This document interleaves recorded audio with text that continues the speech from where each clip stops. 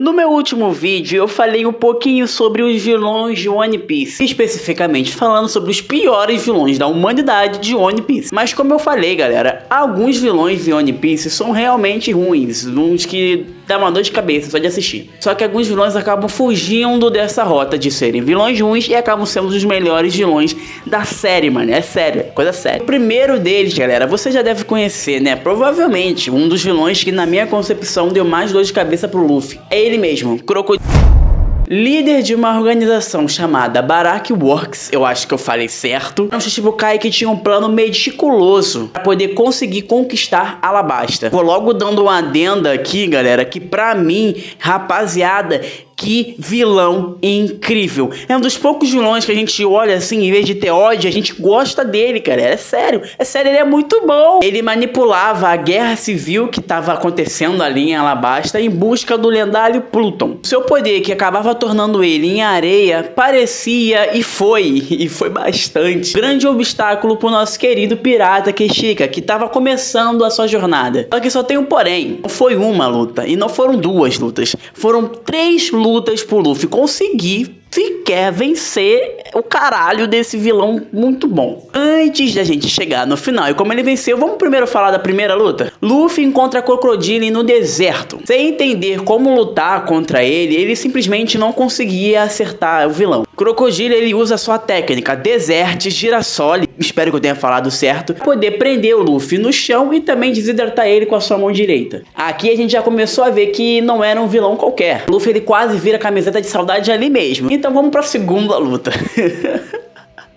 Tadinho do cara, mano, ele é muito lascado, mano. Com uma estratégia um pouco mais elaborada, o Luffy, ele carregou barris de água para poder tornar o Crocodilo, que era feito de areia, tornar ele um pouquinho mais tangível. Eu tenho um barril de água, então você vai se fuder. Na verdade, quem se fode mesmo é o Luffy de novo. Mas por incrível que pareça, a luta conseguiu se tornar um pouquinho mais equilibrada, com o Luffy conseguindo dar alguns golpes. Só que, gente, Crocodilo, ele simplesmente é mais velho, tem mais experiência e mais maldade. Acabou ferindo gravemente o Luffy com o seu gancho envenenado. Galera, ele tava realmente disposto a IDF. E mais uma vez o Luffy foi salvo pela sua determinação e pela sua sorte. Vamos dizer que foi o roteiro, né? Agora a gente chega no clímax, galera, na terceira luta. Na tumba real, o Luffy acaba usando seu próprio sangue como uma contramedida contra o Crocodilo. Então a luta, ela acaba se tornando um pouco mais brutal, onde chegou num momento que os dois estavam muito feridos. No momento final, o Luffy, ele acaba com o Crocodilo com o seu golpe Gomu Gomu no Strong, arrastando o Crocodilo pra puta que pariu e enterrando o Crocodilo com o seu plano totalmente maléfico. Tá, mas além do roteiro estar a favor do Luffy, vamos saber por que o Crocodilo...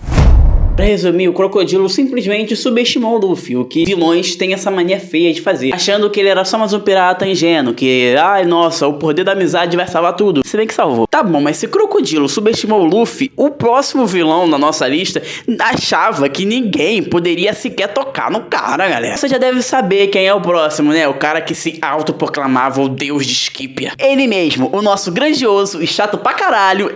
Ele governava Skypiea com a sua mão de ferro e com o superpoder da sua fruta, a Goru Goru no Mi, que acabava lhe dando o controle absoluto sobre raios. É um vilão um pouco interessante pro Luffy, que é feito de borracha. Como você já deve saber, borracha e raio acho que não vai dar muito certo não, né, rapaziada? Neo enfrentou o Luffy em um confronto que parecia um pouco desigual para o nosso querido Deus. Cara, que filho da puta, mano. Como é que pode uma pessoa se autoproclamar Deus só porque tem um poder que vai além da capacidade, mentalidade humana, mano? Vai se fuder, porque ser humano é assim, porque ser humano é burro. Enquanto Enel atacava e erradicava os seus inimigos com seu raio, por incrível que pareça, pro nosso querido protagonista Luffy, que tem o poder de se esticar e borracha, né? Os ataques do Enel simplesmente não faziam efeito. Oh, meu Deus, sério? Não! Por incrível que pareça, essa revelação super surpreendente deixou o Enel encucado, já que ninguém na vida, ninguém até então sabia e conseguia conseguia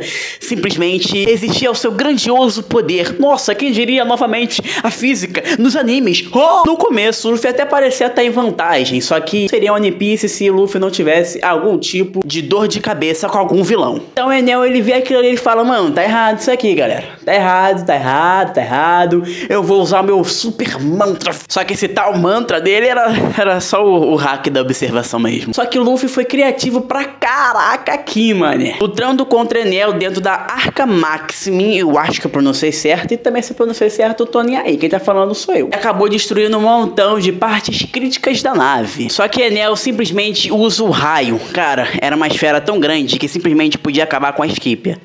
A ilha que ele tanto defendia, que ele tanto queria tomar pra ele simplesmente falou, já que eu não posso ficar, então ninguém pode, pá, vou destruir essa ilha. Só que você acha mesmo que o Enel, um vilão, ia conseguir vencer o Luffy? Não. O Luffy, ele simplesmente pega um pedaço de ouro que tava no seu braço e usa como uma arma, fazendo nosso querido mais novo golpe, que salvou a grandiosa Skypiea daquele vilão chato. Tá bom, mas agora é a parte que eu mais gosto de falar. Por que caralho esse cara... Eu acho que a parte decisiva pra ele perder não foi nem tanto que ele subestimou o Luffy, se bem que ele subestimou, mas eu não vou ficar falando que os vilões subestimaram o Luffy, porque isso aqui já é uma coisa normal. Mas sim, a própria arrogância do Enel foi contra ele, por incrível que pareça, galera. Burro pra caralho. E foi isso, ele simplesmente achava que era super foda e invencível, só que foi aquilo. O Luffy, ele chegou ali e falou, não, você não é invencível. Enquanto Enel acreditava nas suas habilidades como um deus, o próximo vilão, ele confiava bastante na sua habilidade técnica e também na sua grandiosa disciplina. Você já deve saber do que eu tô falando, né, galera? Dele mesmo, o grandioso, o chato, o foda, o que fez o Luffy sangrar. Pra mim esse foi um dos arcos mais chocantes, me fizeram chorar pra caraca, me fizeram ter uma puta raiva, galera, desses vilões safados. E por incrível que pareça, né, a marinha era pra ser o lado bom, só que eles tinham simplesmente a porra de um grupo chamado CP9. E dentro dessa organização de fudidos, tinha ele, né, galera, o cara que se achava. E por incrível que pareça, se acha até hoje. A luta começou como qualquer outra luta, né? O vilão dominando o Luffy completamente. Ele combinava sua habilidade de transformação com técnicas formidáveis como Shigan e Shokugan. A brutalidade de Luffy deu a perceber que o Luffy não tinha chances contra esse vilão. Aqui não é o que parece, até porque One Piece tem mais de 1000 caralhas de episódios e a Nico Robin está na tripulação. Então o Luffy ativa ele mesmo, o Gear Second, que dava a ele um pouco mais de velocidade, equilibrando bastante a batalha. Luffy, respondendo toda essa velocidade que o Luffy estava tendo, acabou atacando ele com mais força. O que pra mim, quando eu tava assistindo aquilo ali pela primeira vez, foi muito maneiro, na moral mesmo. Eu acho até que um dos momentos mais críticos foi quando o Luffy, cara, tava cansado, mano. Ele tava muito cansado. Cara, eu pensei, mano, fudeu. Fudeu, galera. Ele vai perder. O Luffy vai perder. Uma grande construção, galera. Quando o Luffy tava ali, a lembrança ele teve da Robin falando, gritando lá naquele pico, tipo, muito alto, falando, eu quero viver, mano. Aquilo ali simplesmente já foi, tipo, suficiente pra ele levantar e continuar a batalha. E novamente, acompanhando uma das cenas mais incríveis que eu vi nesse anime até hoje, é aquela cena que o Luffy dá diversos ataques no Lute com o seu grandioso golpe, Death Gatling. Sequência de socos tão rápida que Lute simplesmente cai ali no chão e fica incapaz totalmente de sequer levantar novamente. A maluco, se eu sou ele, eu falo, ai, cansei. Ai, não quero mais. Deu. Tá bom, mas por que o Lute... Por mais que o Lute tivesse ali as suas habilidades, uma experiência grandiosa em batalha, nada é tão forte quanto o nosso precioso roteiro. Também ele subestima bastante o laço, né, que o Luffy tinha com toda a sua tripulação, incluindo a Nico Robin. E é até meio bizarro falar, né, que toda essa vontade de proteger os seus amigos que o Luffy tinha, acabou superando todas as técnicas e habilidades do Lute, cara. É isso, se você gostou do vídeo, parabéns, você sabe o que você tá fazendo. É isso, acabou, não vou mais falar nada.